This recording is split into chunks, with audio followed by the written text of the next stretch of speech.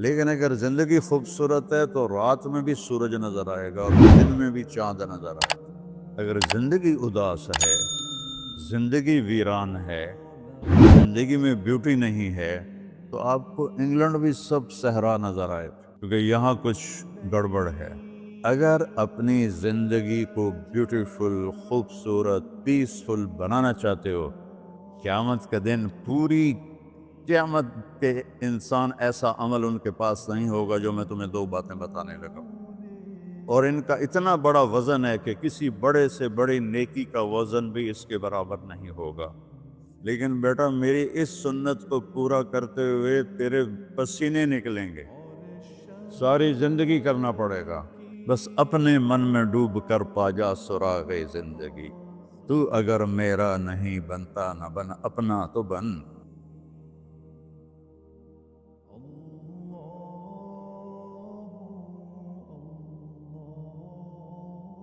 والصلاة والسلام على رسوله الكريم وعلى آلہ واصحابہ اجمعین۔ میرے محترم بھائیو اور دوستو، ایک چیزوں کی خوبصورتی ہے، جیسے یہ مسجد بڑی بیوٹیفل خوبصورت۔ ابھی ہم گاڑی میں آئے، جس ساتھی کی تھی بینٹلے گاڑی، بڑی خوبصورت، گھڑیاں، گاڑیاں، سڑکیں۔ لیکن ایک خوبصورتی لائف کی ہوتی ہے کہ لائف بیوٹیفل ہو، لائف اندر ہوتی ہے، وہ بینٹلے میں نہیں ہوتی، وہ رولز رائس میں نہیں ہوتی، وہ بڑے گھروں میں نہیں ہوتی، بڑے کاروباروں میں نہیں ہوتی۔ زندگی اندر چلتی ہے۔ جب وہ نکلتے ہیں تو ہم ڈیڈ باڈی ہو جاتے ہیں۔ کوئی نہیں کہتا مولانا طارق جمیل، کہیں گے ڈیڈ باڈی، یا ہمارے یہاں کہیں گے میت۔ زندگی کیسے خوبصورت ہو؟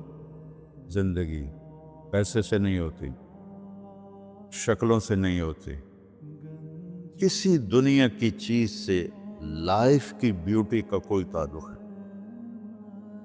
اور جب تک لائف میں بیوٹی نہ ہو تو کوئی چیز مزہ نہیں دیتی۔ کیا لطف انجمن کا جب دل ہی بجھ گیا ہو، 100 بار چمن مہکا، 100 بار بہار آئی، دنیا کی وہی رونق، دل کی وہی تنہائی۔ تو زندگی کو خوبصورت بنانے کے لیے اللہ نے ایک آیت ہمیں سنائی، ایک آیت، لَقَدْ كَانَ لَكُمْ فِي رَسُولِ اللَّهِ أُسْوَةٌ حَسَنَةٌ۔ کہ اگر لائف کو خوبصورت بنانا چاہتے ہو، اس کے لیے نہ انگلینڈ رہنے کی ضرورت ہے، نہ امریکہ رہنے کی ضرورت ہے۔ میں افریقہ کے غریب ملکوں میں گیا ہوں، جنگلوں میں، صحراؤں میں پھرا ہوں، تو ان کے زندگی دیکھ کر حیرت ہوتی ہے۔ ان کو آج کی دنیا کی کسی چیز کی کوئی خبر نہیں۔ آج بھی ان کے گھر میں روشنی کا کوئی انتظام نہیں، چاند کی روشنی ان کی روشنی، رات کو ان کے گھروں میں چراغ بھی نہیں جلتے۔ میں ایسے ملکوں میں گیا ہوں۔ لیکن اگر زندگی خوبصورت ہے تو رات میں بھی سورج نظر آئے گا اور دن میں بھی چاند نظر آئے گا۔ اگر زندگی اداس ہے، زندگی ویران ہے، زندگی میں بیوٹی نہیں ہے تو آپ کو انگلینڈ بھی سب صحرا نظر آئے گا۔ آپ کو خوبصورت اسکاٹ لینڈ کی وادیاں دیکھ کر بھی مزہ نہیں آئے گا، کیونکہ یہاں کچھ گڑبڑ ہے۔ تو میرے رب نے کہا، لقد، یقیناً، ڈیفینیٹلی، نو ڈاؤٹ، کان لکم، تمہارے لیے فیصلہ ہو چکا ہے، ہوگا نہیں، کان لکم، تمہارے لیے فیصلہ ہو چکا ہے۔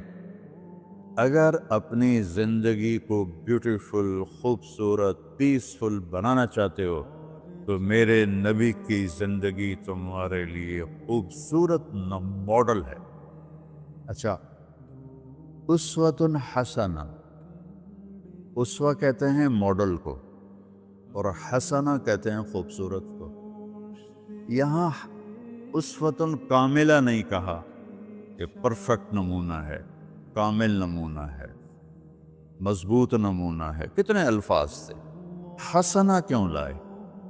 کہ انسان بیوٹی کو پسند کرتا ہے۔ یہ آپ نے سب کچھ کیوں بنایا؟ سیدھی سادی بھی ٹھیک، ٹھیک ہے، یہ کیوں بنایا؟ یہ ایسی خوبصورت گاڑیاں کیوں بنائیں گے؟ اتنے مہنگے جوتے؟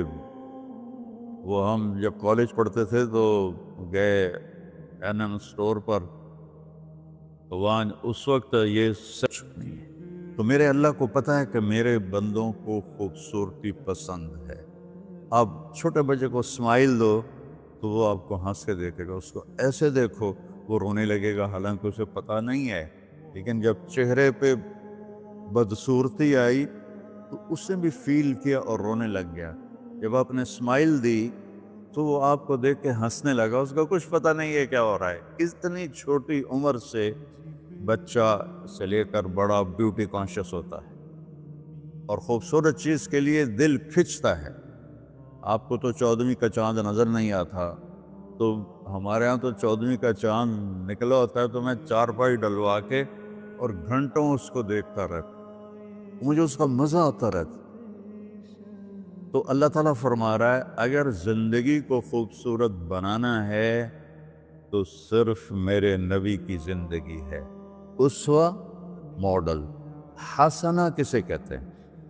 حسنہ کا عام مطلب حسین، حسن، خوبصورتی ہے، لیکن حسنہ چہرے پر تل جو ہوتا ہے، جو چہرے کو خوبصورت بنا دیتا ہے۔ آپ نے دیکھا کبھی جن کے چہروں پہ کوئی ایک تل ہو تو وہ چہرہ بڑا بیوٹیفل نظر آتا ہے، پرکشش نظر آتا ہے۔ تو حسنہ چہرے کے اس ڈاٹ کو، کالے ڈاٹ کو کہتے ہیں جس سے چہرے کی بیوٹی بڑھ جاتی ہے۔ تو میرا اللہ کہہ رہا ہے اگر تم نے اپنے چہرے پہ تل سجانا ہے، ڈاٹ جس سے آپ حسین لگتے ہیں، تو میرے نبی کی زندگی اپنا لو۔ اس سے خوبصورت لائف آپ کو کہیں نہیں ملے گی۔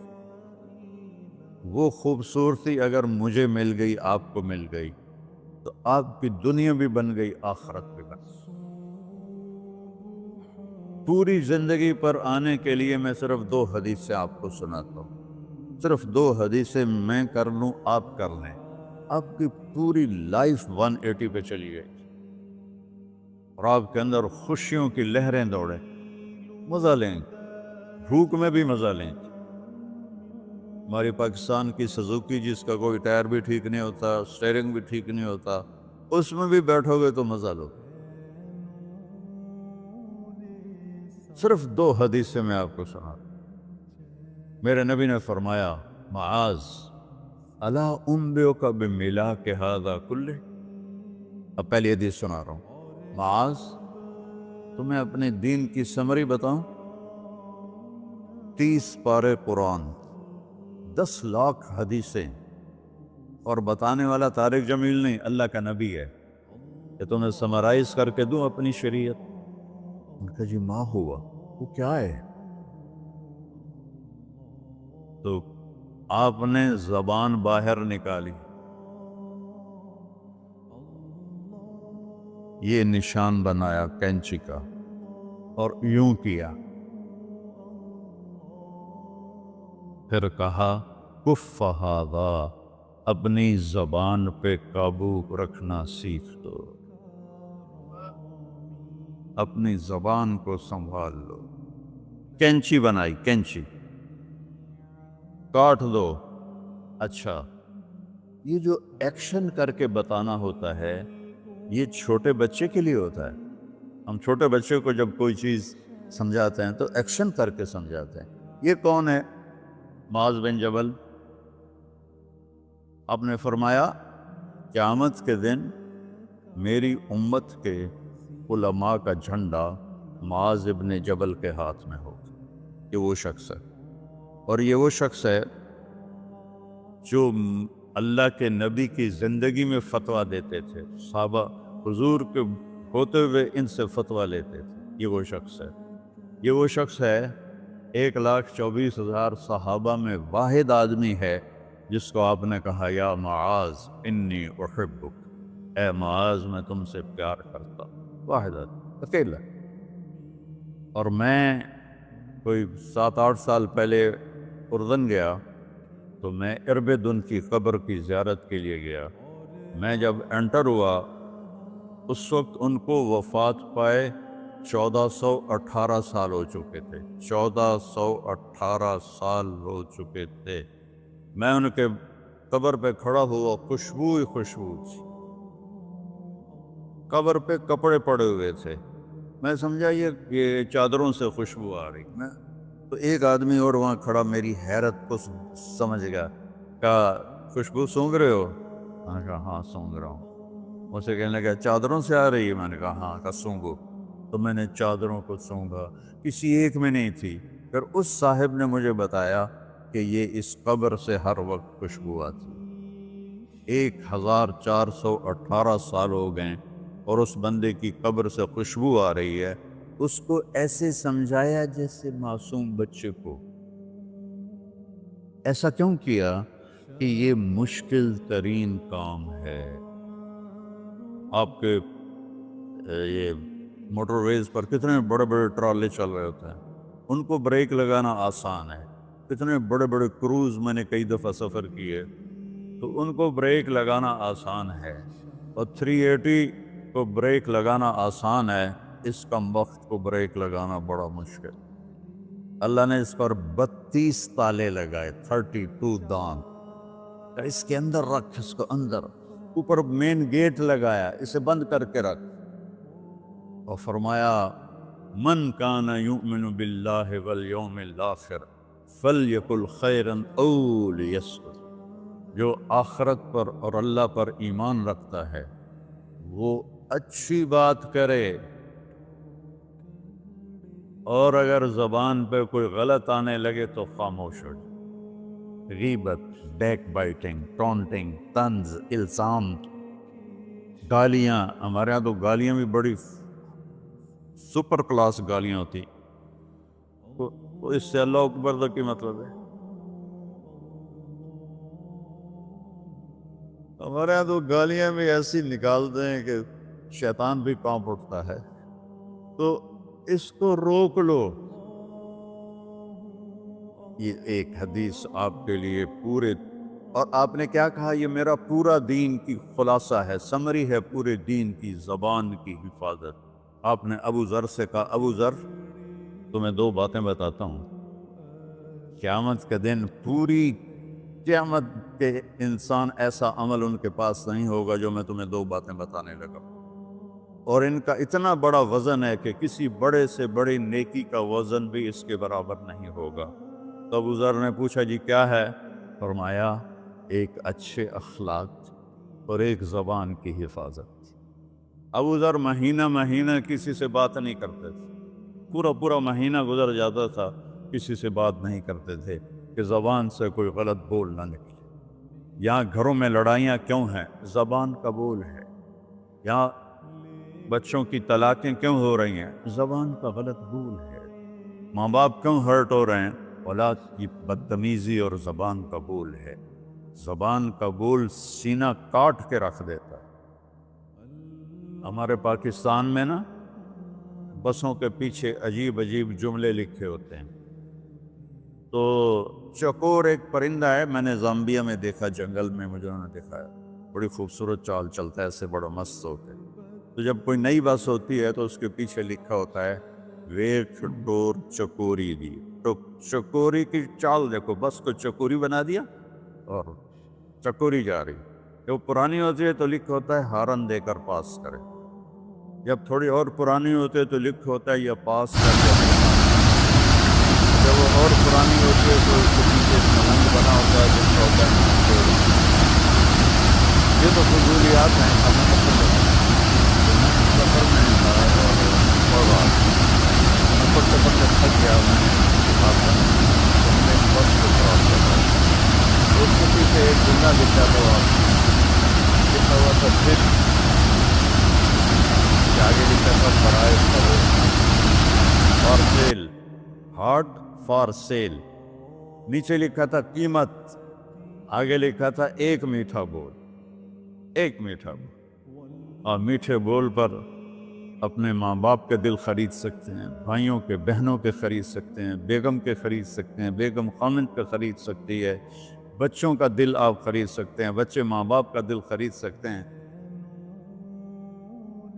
اور اللہ نے مجھے 2 دفعہ یوں دنیا پھرائی ہے، ایسے 100 کے قریب ملکوں میں اللہ مجھے لے کر گیا ہے، نمازی بھی بہت، مسجدیں بھی بہت، حاجی بھی بہت، داڑھی والے بھی بہت، پگڑی والے بھی بہت، لیکن اس کو سنبھالنے والا ملتا ہی کوئی کہ جو اس پہ قابو پاتا ہو۔ آپ کی لائف بیوٹیفل نہ ہو تو مجھے کان پکڑا دے، کیوں کہ میں نبی کے وعدے کے پر بات کر رہا ہوں۔ تو معاذ کہنے لگے یا رسول اللہ زبان کے بول پر بھی پکڑ ہوگی؟ میں کہا تیرا بھلا ہو جائے، سب سے زیادہ جہنم میں گرانے والی زبان ہوگی، زبان ہوگی۔ ایک حدیث ایک اور سناتا ہوں مختصر کر کے، کیونکہ 20 منٹ پر مجھے بات ختم کرنی۔ آپ نے کہا انس میرے بیٹے، میری ایک بہت گریٹ سنت ہے، گریٹ، یہ لفظ پوری حدیث میں کہیں نہیں سوائے اس ایک جگہ کی۔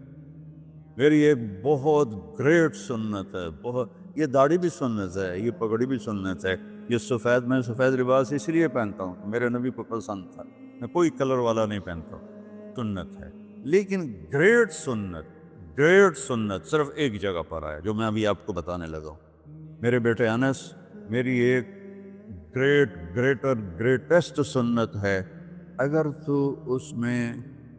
تو نے اس کو پورا کر دیا تو تو جنت میں نہیں جائے گا، جنت میں میرا نیبر بن جائے گا۔ تو جنت تو بہت چھوٹی چیز ہے نبی کے نیبر کے سامنے، تو میرا نیبر بن جائے گا۔ پتہ ہے آپ کو کہ بڑی چیز کی قیمت بھی بڑی ہوتی ہے۔ تو پھر کہا بیٹا اس سنت کو کرتے ہوئے تجھے تھکنا پڑے گا، تو تھکے گا، اور ساری زندگی تمہیں کوشش کرنی پڑ، داڑھی تو ایک دفعہ رکھ لی ہے، اب تیل لگا لیا، تھوڑا ٹرم کر لیا، لیکن بیٹا میری اس سنت کو پورا کرتے ہوئے تیرے پسینے نکلیں گے، ساری زندگی کرنا پڑے گا۔ یا بنی ان استطعت او قال ان قدرت ان تصبح وتمسی وليس في قلبك غش لأحد فافعل، ثم قال يا بني وذلك من سنتي فمن أحب سنتي فقد أحبني ومن أحبني كان معي في الجنة۔ میرے بیٹے زور لگے گا، صبح شام تھکو گے، کیا کرنا یا رسول اللہ؟ کہ اس دل میں سب کی نفرت نکال دو۔ مسلم نہیں کہا کہ اس دل سے مسلم کی نفرت نکال دو، کہ اس دل سے سب کی نفرت نکال دو، غیر مسلم بھی۔ ہم تو بریلوی دیوبندی شیعہ سنی اتنی نفرت میں ہیں کہ جیسے سارے جہنمی اور صرف ہم جنتی ہیں۔ اللہ سے معاملہ ہے، اور اللہ کریم ہے، مہربان ہے، پتہ نہیں کس بات پہ معاف کر دے، پتہ نہیں کس بات پہ بخشش ہو جائے۔ ہماری نور جہاں اللہ اس کی درجے بلند کرے، ساری زندگی گاتی رہی۔ وہ گانا عورتوں کا کوئی حلال کام تو نہیں ہے، لیکن 27 رمضان جمعہ کی رات اس کا انتقال ہوا، اور جو رمضان میں مرتا اس کا حساب نہیں ہوتا، جو جمعے کی رات کو یا جمعے کو مرتا ہے اس کا حساب نہیں ہوتا۔ اب مجھے بتاؤ اللہ کو کیا اس میں پسند آیا؟ کبھی کسی کے گناہ کو دیکھ کر اس سے نفرت نہ کرے، کبھی کسی کی برائی دیکھ کر یہ تو چھوڑو اس کو، تو وہ تو انسان ہی نہیں ہے۔ بس اپنے من میں ڈوب کر پا جا سراغ زندگی، تو اگر میرا نہیں بنتا نہ بن اپنا تو بن۔ تو میرے نبی نے فرمایا بیٹا اس دل کو صاف کر۔ ایک بات اور یاد رکھو، دنیا میں نیگیٹیوٹی ہمیشہ زیادہ رہے گی، ہمیشہ، اور پازیٹیوٹی ہمیشہ کم رہے گی۔ اچھے لوگ کم ہوں گے، برے لوگ زیادہ ہوں گے، اور آپ کو غلط بیہیویئر تنگ کرے گا، پریشان کرے گا، دل دکھے گا، آنسو نکلیں گے۔ میرا نبی کہتا دل صاف کر۔ تصبح و تمسی میں ہے، جیسے ہم روزانہ گھر کے ہماری عورتیں صفائی کرتے ہیں، یہاں تو آپ خود بھی برتن صاف کرتے ہیں۔